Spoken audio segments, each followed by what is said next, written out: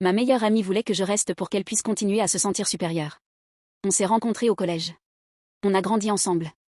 Les mêmes groupes, les mêmes soirées, les mêmes secrets. Elle disait toujours qu'on était comme des sœurs.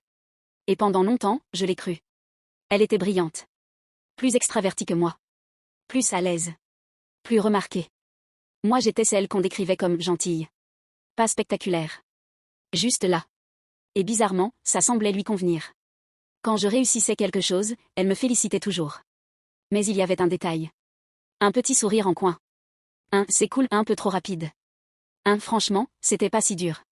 Je n'y faisais pas attention.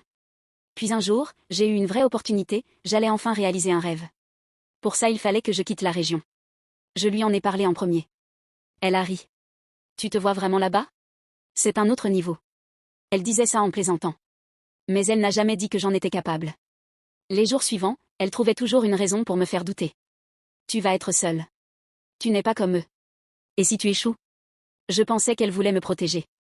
J'ai failli renoncer. Puis j'ai remarqué quelque chose. À chaque fois que je parlais d'avancer, elle devenait froide. À chaque fois que je doutais, elle redevenait douce. Rassurante. Proche. Comme si ma faiblesse la rassurait.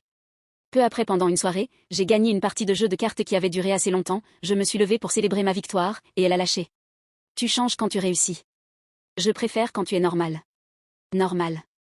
Je lui ai demandé ce que ça voulait dire. Elle a haussé les épaules. Quand tu es comme avant. Quand tu avais besoin de moi. C'est là que j'ai compris.